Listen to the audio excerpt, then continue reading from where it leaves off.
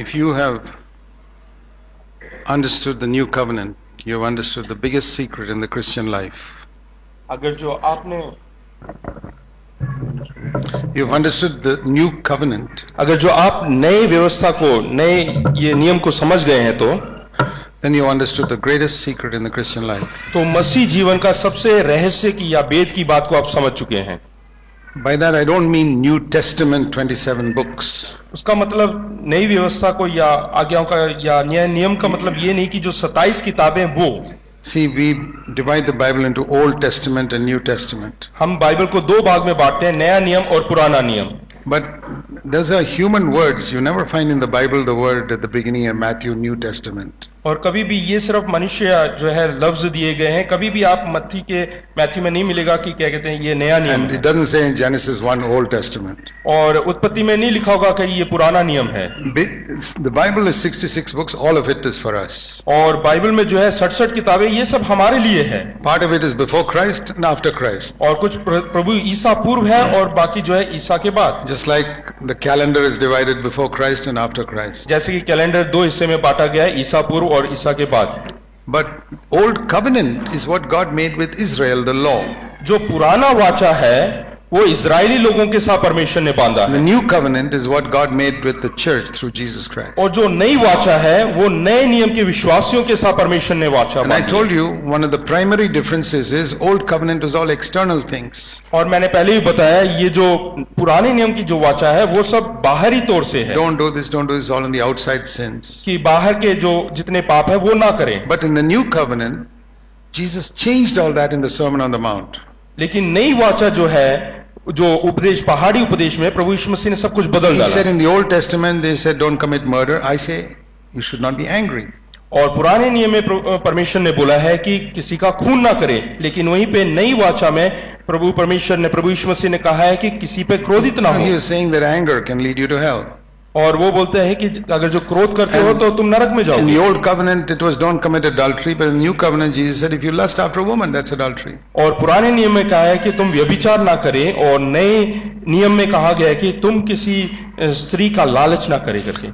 And the other difference in Old Covenant and New Covenant is Old Covenant was only partial, New Covenant is complete. और देखते हैं कि पुराना नियम, पुरानी जो वाचा है वो केवल एक हिस्सा है, लेकिन नए नियम या नया वाचा जो है वो पूर्ण है। Like 1 day in 7 you had to give to God in Old Covenant. और पुराने नियम के अनुसार देखते हैं कि 7 दिन में से एक दिन परमेश्वर को देना है। Some people say the Christians have changed the Sabbath day to Sunday. और कुछ लोग इस प्रकार से कहते हैं कि मसीह लोगों ने सबत दिन को इतवार के दिन बना दिया है। No. नहीं, In the Old Testament, Saturday, Sabbath day was holy.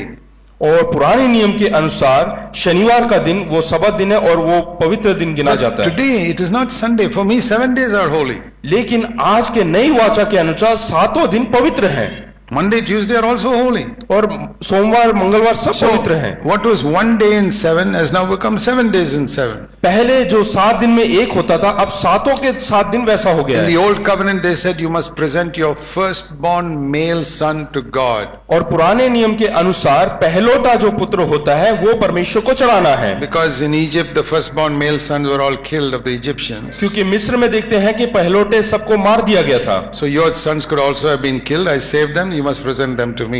और इसलिए जो है परमेश्वर को भेंट के रूप में अपने पहलोटे के चढ़ाना है, क्योंकि मिस्र देश के जो पहलोटे मारे गए थे उसकी जगह तुम्हारा पहलोटा भी मर सकता था। And so you must present them to me because they didn't die. इसलिए वो मरे नहीं है, इसलिए तुम्हें मेरे को चढ़ाना है। But in the New Covenant, we present all our children, male and female, to the Lord. लेकिन नए नियम में हम देखते हैं कि चाहे वो पुत्र हो चाहे पुत्री हो, हमें परमेश्वर को देना And है, all of them. सब, हर एक को। And same way, in the Old Testament, they said give 1/10 to God. इसी प्रकार पुराने नियम में कहा है कि 10वां हिस्सा हमें परमेश्वर को देना In the है। New Testament, New Covenant, we और say नई वाचा में all that I have is yours. और मेरे पास जो कुछ है वो सब आपका है। That doesn't mean I put all my money in the offering box. और इसका मतलब ये नहीं कि जो भेंट की बर्तन है उसमें पूरा का पूरा रकम डाल But देना, that I don't consider anything mine. लेकिन मैं अपने आप में कुछ भी नहीं समझता हूँ, मेरा कुछ है करके नहीं समझता हूँ। I live in a house which is registered in my name. और मैं उस घर में रहता हूँ जो कि मेरे नाम से रजिस्टर्ड है।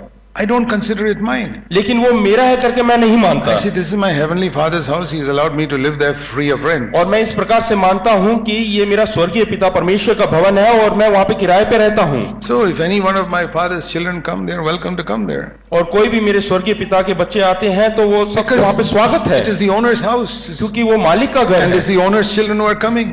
और वो सब मालिकाना हक रखते हैं सब बच्चे, इसलिए वो सब आते हैं। Everything I have, जो कुछ मेरे पास even if है, it's in my name, I say, Father, it's yours. You want me to give it away? I'll give it away. हालांकि वो मेरे नाम से है लेकिन वो सब परमेश्वर का दिया हुआ है और परमेश्वर उसको लेना चाहता तो ले सकता है। Always, we must not have an attachment to anything on this earth. और इस पृथ्वी के किसी भी बात से आपका जुड़ाव नहीं होना चाहिए। Whereas old covenant was, Lord, here is your 10%.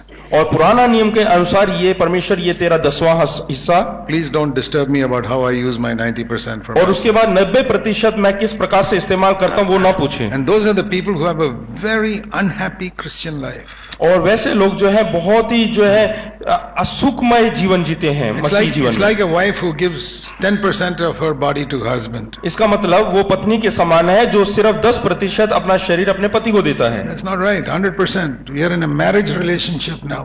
हाँ, अब हम एक विवाह के संबंध में है परमेश्वर के साथ, इसलिए हमें 100% देना In है। the Old Testament, what they gave was like income tax.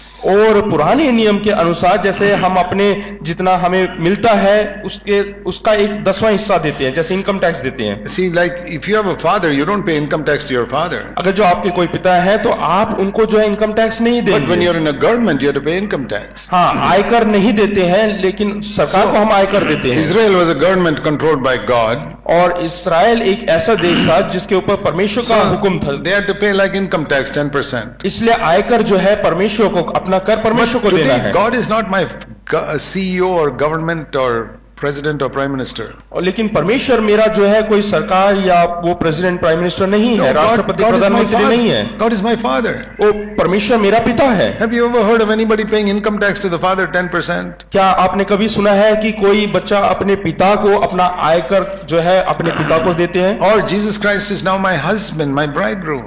अब यीशु मसीह मेरा जो है दुल्हा है। I've never heard of a wife giving 10% to her husband. और मैंने कभी ये नहीं सुना कि अपने आय में से 10% देते हुए अपनी पत्नी There को। are people who live in that are living in the old covenant. और इस प्रकार की मनस्थिति रखने वाले लोग पुराने नियम में पुरानी व्यवस्था में जी रहे In the हैं। old covenant, a building was important, church, और पुराने नियम के अनुसार इमारत को प्रमुखता दी जाती थी, यानी कि कलीसिया जो है, temple, यानी कि आलय and certain priests. और वहां पे याजक। But in the new covenant, everybody is a priest. लेकिन नए नियम के अनुसार हर कोई यहाँ पे याजक है, Even the sisters are priests. यहाँ तक कि बहनें भी याजक हैं। The old covenant, a woman could not be a priest. और पुराने नियम के अनुसार स्त्रियां वहां पे याजक नहीं बन There's no सकती। special building in the new covenant. और नए नियम के अनुसार कोई इमारत नहीं है, विशेष कोई इमारत नहीं है, People. केवल लोग। So these are some of the big differences in new covenant. और यही भिन्नता है नए नियम और पुराने नियम के बीच। And in the old covenant, they were defeated by sin. और पुराने नियम में पाप से वो पराजित हो गए But they थे, got forgiveness of sins. लेकिन उनको माफी मिलती थी। In the new covenant, we have not only forgiveness, but we have victory over sin. और नए नियम में ना केवल हमारे पास माफी है बल्कि उसके ऊपर जय भी है। In the old covenant, the Holy Spirit was upon people. और पुराने नियम में पवित्र आत्मा लोगों के ऊपर रहती थी। And it's like water that used to flow over us and outside. इसका मतलब ये कि जैसे पानी जो है सर से ऐसे शरीर में बह जाता है उस प्रकार से। And many millions can be blessed with that anointing. और उस अभिषेक से बहुत सैकड़ों लोग जो है आशीषित होते But थे। on the day of Pentecost, लेकिन पेंतिकोस्त के दिन the Holy Spirit came inside, पवित्र आत्मा जो है हमारे भीतर आई, not on my, over me. वो मेरे ऊपर नहीं, It filled me and overflowed and millions are और blessed. वो मेरे हृदय में आई और उसके बाद बाहर को उमड़ने लगी, बहने लगी, Then millions are blessed. और उसके बाद सैकड़ों लोग आशीष पाए।